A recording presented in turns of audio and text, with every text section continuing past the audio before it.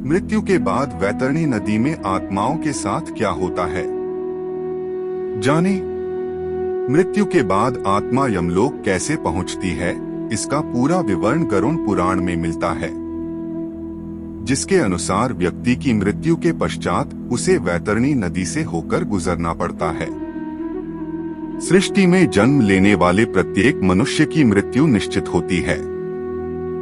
गीता में कहा गया है कि आत्मा अजर अमर होती है, इसलिए मृत्यु के बाद मनुष्यों को अपना शरीर त्याग करना पड़ता है। मृत्यु के बाद आत्मा यमलोक कैसे पहुंचती है, इसका पूरा विवरण गरुड़ पुराण में मिलता है। गरुड़ पुराण के अनुसार व्यक्ति की मृत्यु के पश्चात उसे वैतरणी नदी से होकर गुजरना पड़ता है।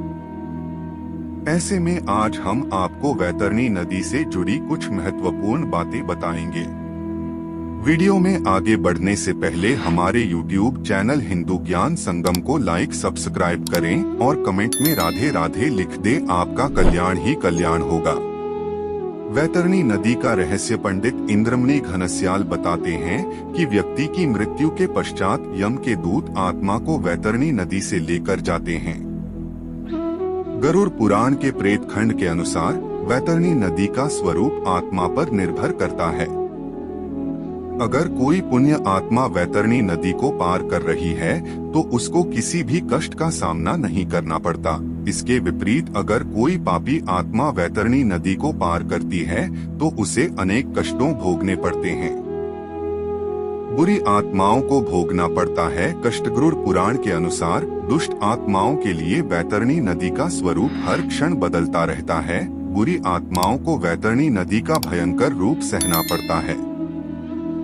गरुड़ पुराण में उल्लेख है कि व्यक्ति को अपने जीवन में दान पुण्य करना चाहिए ताकि मृत्यु के बाद वह वैतरणी नदी को बिना कष्टों के पार कर सके, क्योंकि पापी जीवात्मा को वैतरणी नदी में बहुत सारी यातनाएं झेलनी पड़ती ककरें।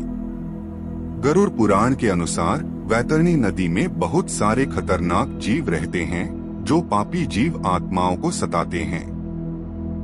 पौराणिक शास्त्रों के अनुसार दान का मतलब वितरण करना होता है और जो मनुष्य अपने जीवन काल में दान पुण्य करता है वह दान पुण्य की नौका पर बैठकर बड़े आराम से वैतरणी नदी को पार कर लेता है।